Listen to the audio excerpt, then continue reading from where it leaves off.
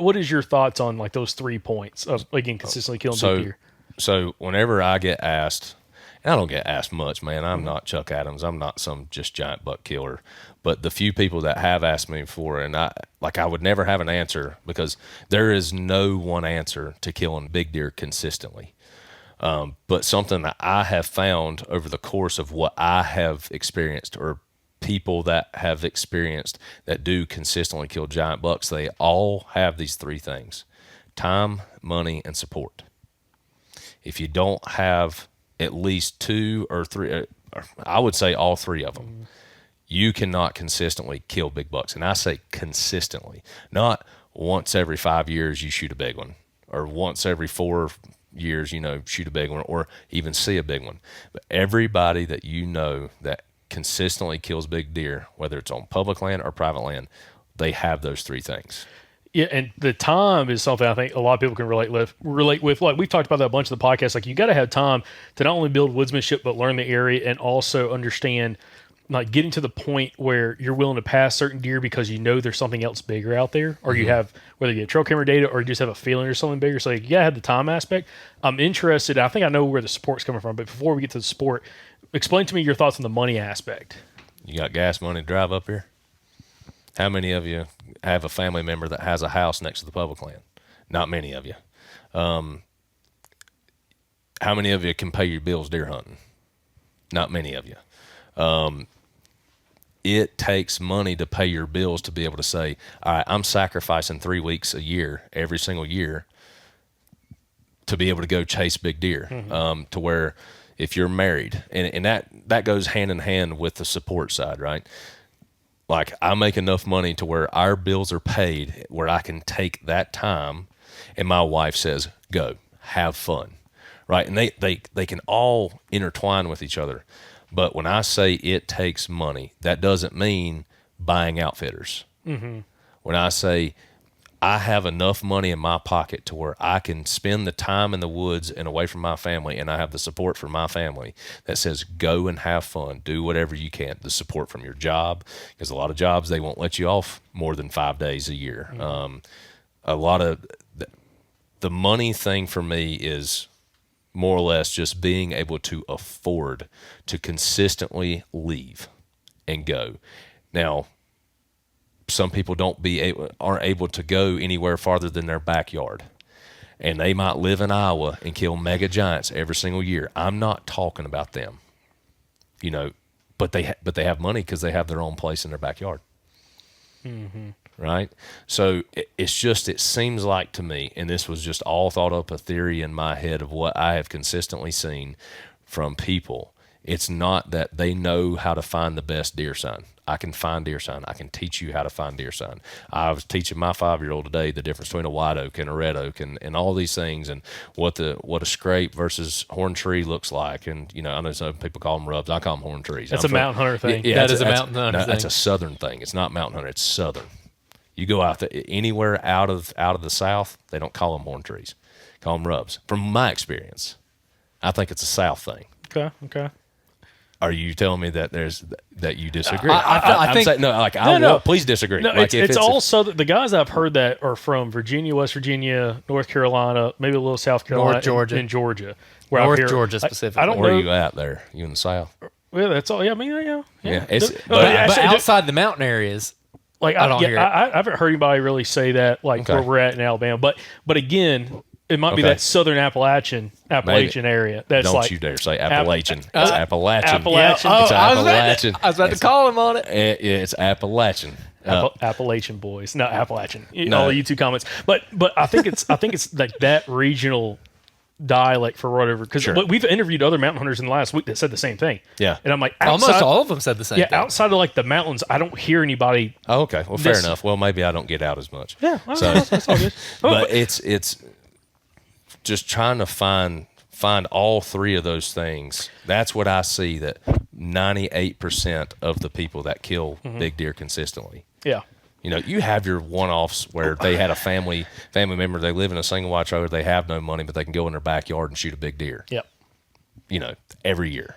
And they just have that spot. But there's when you think about those three factors, like the money, time, and then the support, which is like family support or work support, all that kind of stuff to be able to have the time off, I think actually now looking back at it, it's a common factor for a lot of our big buck killers we've had on the podcast. Like one that comes to mind, he's a good friend of ours, is Michael Perry.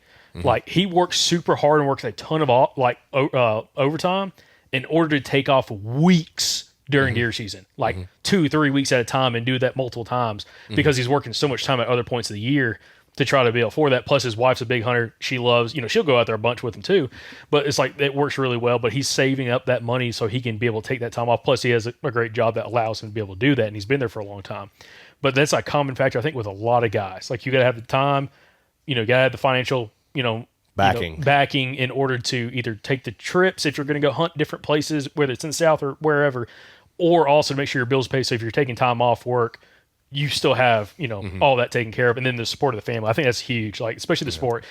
Being single guy, a little bit different situation. My sport's Andrew, make sure I don't let him down on the business side of everything, which I have definitely done in the past. Last Iowa trip was kind of a crapshoot because I was gone for like 14 days and the podcast kind of went in one ear and out the other ear.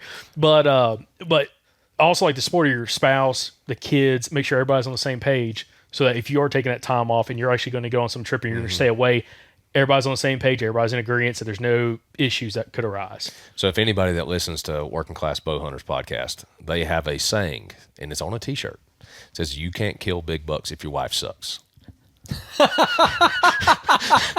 Tell me that ain't true. I mean, you can't kill big bucks if your wife sucks, And I have a podcast. I don't know if anybody's listening here. It's called Hunting the Mason-Dixon podcast. Sorry, I jumbled that up. Hunting the Mason-Dixon podcast. It's on the Working Class Bow Hunter Network.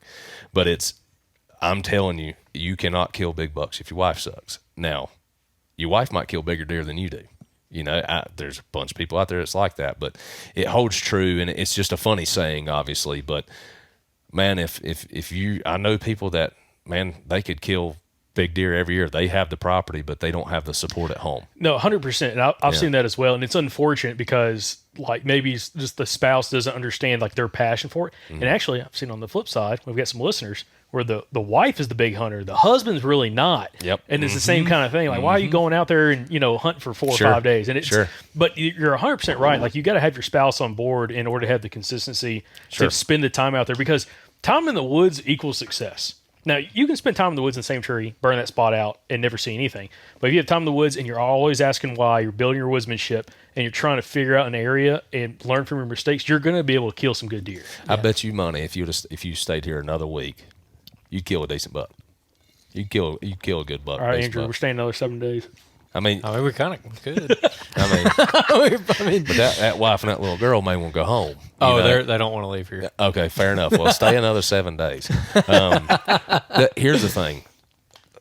When I say all that, it's just what I have seen from going to trade shows. Like, you go and meet all these big names. What do they have more than anybody? It's time. Mm-hmm. Okay, where did they get all this big property? Well, they had some money, right? How did they get permission? I pay for 2 leases. I've got a lot of land across a lot of states. I pay for 2 leases, and they're both here at home. One of them is just because I keep my camper on it. Another one is just so my wife can shoot it because it's super easy. Everything else is just permission places, But I have her support as well, because I sat her down and I said, "Listen, honey, we had this conversation the other day. Honestly, it was like almost a knockdown, drag out. I had tears in my eyes. She had tears in her eyes. I said, in the very beginning of the first date, I said, "Listen, I'm a hunter. I'm going to hunt. That is way more important to me than you ever will be." I told her that the very first day.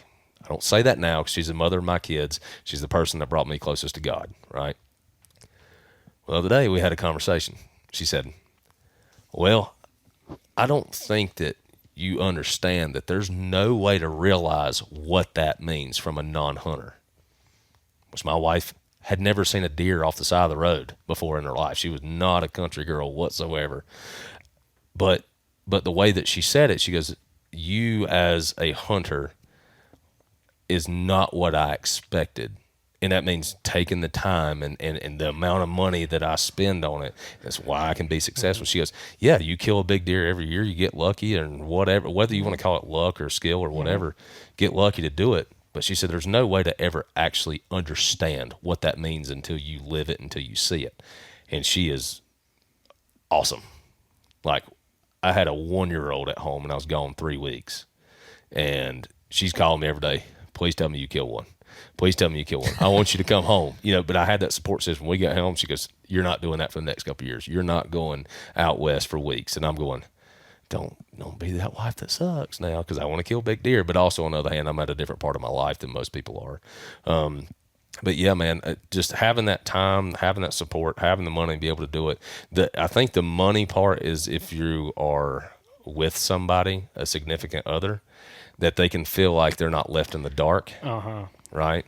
The time part is big. Will go against if you have kids. A lot of times if you have little children, what's more important, spending time with your kids or killing big deer?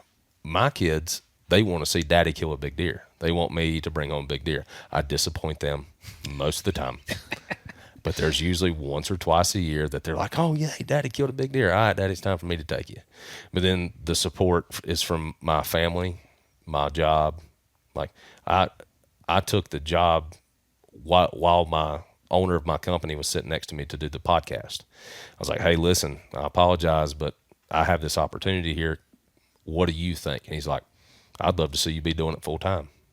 Just come here whenever you want to and come work. And I'm like, man, how many jobs could sit there and say that to you, and I have that. And that's why I've been able to be successful. And that's what I've brought it down to. It's not my knowledge of the woods. It's not my woodsmanship. It's not how many acres of property that I can hunt. It's not how well I can shoot my bow, how well I can shoot my gun. It's just because I have so many things that go the right way in my life, because I know a lot of people that are terrible hunters that kill a lot bigger deer than I do.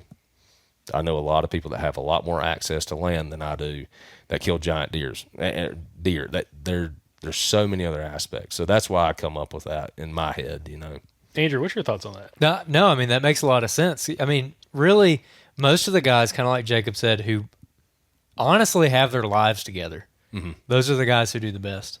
Yeah. They're not. It's not the guy who, works a crappy job and doesn't care about what he's doing. He doesn't have any aspirations for the future.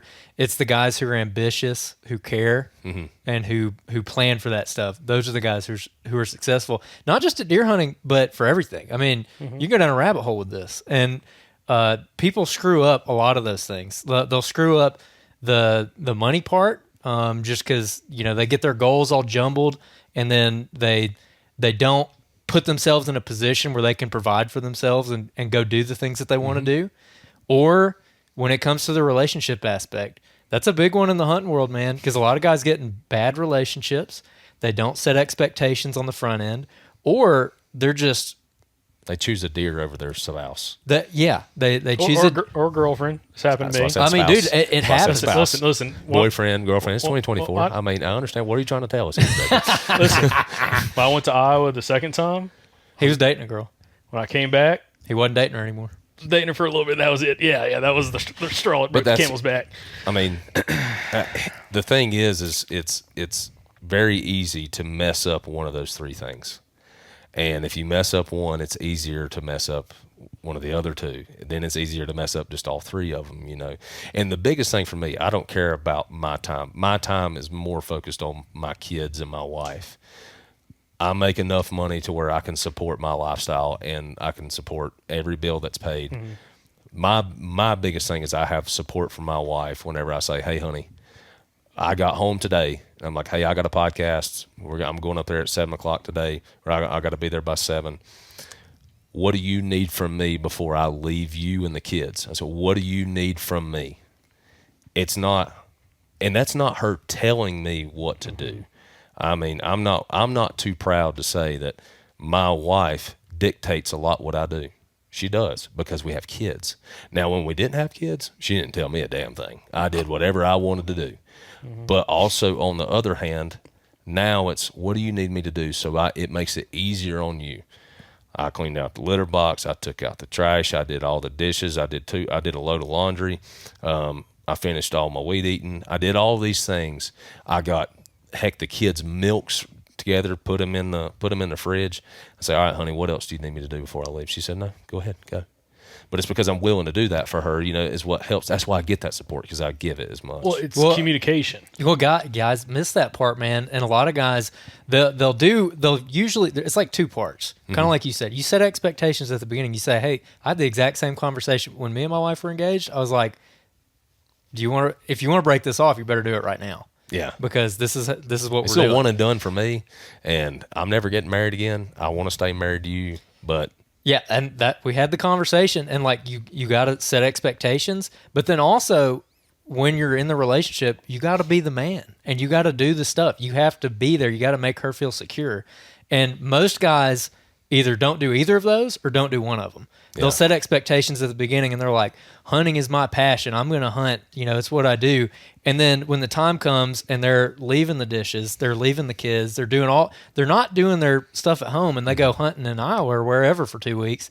And then their wife is like pissed about it. Yeah. And they're like, but it's the most important thing in the world to me. It's like, well, dude, you just left her at home. So here's what she said to me the other day, and probably shouldn't even talk about it, but heck with it, I don't care. She's not going to listen to this.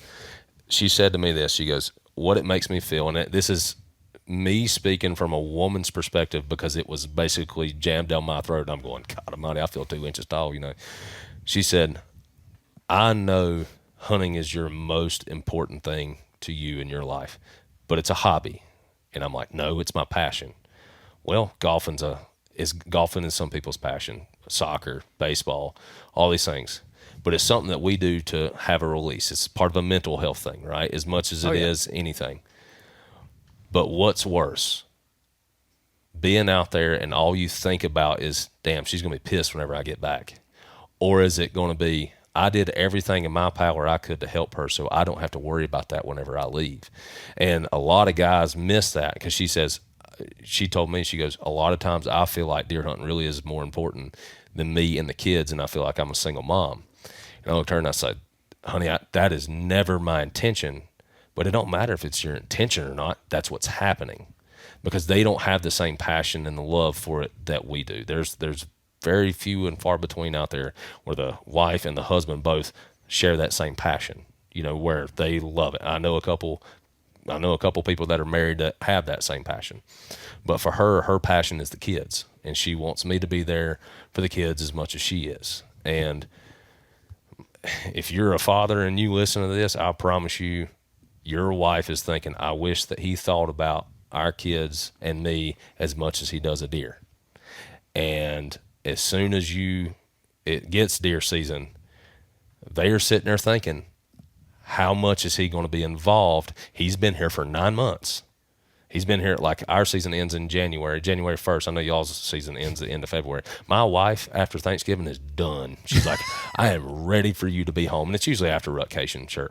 But she says, I just want to know that whenever you're out there, you're thinking about us, or whenever you're here, you're here. Don't worry about deer hunting. Don't worry about all this. And now, I'm like, well, honey, I'm sorry. It's what's on the forefront of my mind. It's why I'm successful. It's because I'm constantly thinking, where do I need to go hunting? What's going to happen here? What's going to happen there? But giving you as much support as we get from our family, our friends, and I'm not saying spousal support's the only part of the three. It's family, friends, job, everything. It's a whole full circle there. But if you are married and you have kids, make sure that there is not a goat with horns out there that's more important than your little boy or your little girl. There ain't a goat with horns out there that's more important than your wife or your husband. There's not. It's an animal, and they're everywhere. You can go and shoot one out of a truck window if you really wanted to. If you really care so much about an animal that you have to have your likes on Instagram, or if you have to have your recognition from people that really don't care that you killed a deer. But your family does. Your family cares that you're home. Your family cares that you have that. But if you can reciprocate that, you will get that support that you need, that you don't have to worry about that you can spend that time and that money, because you have that support. I think is the biggest of the three. Not time, not money. Yeah, definitely. And I appreciate you bringing that up, man. That's something that doesn't get talked about a lot. And just being straight up honest, I see a lot of guys who are as passionate about hunting as I am, who ruin their lives because of it. Straight up. And it goes even with, outside of the family relationship, the job thing, like you're talking about. It's the same exact principle for your job, man. If you're working at a job, like, you better be one of the best people there, and you better have good relationships, and you better work really hard. So when the time comes and you want to take off time, that cold front hits. You ain't got nothing. You want to have their understanding. You think if you've been clocking in late, or if you've been, doing everything halfway, you think they're going to be okay with you just taking off time? Like, no. You make it undeniable by when the time comes that you want to go take that time. They're like, yeah, man, I know how hard you work. Yeah. And it's all about the relationships that you build with the people around you. Yeah, absolutely. That's such a huge part of it. No one ever talks about that.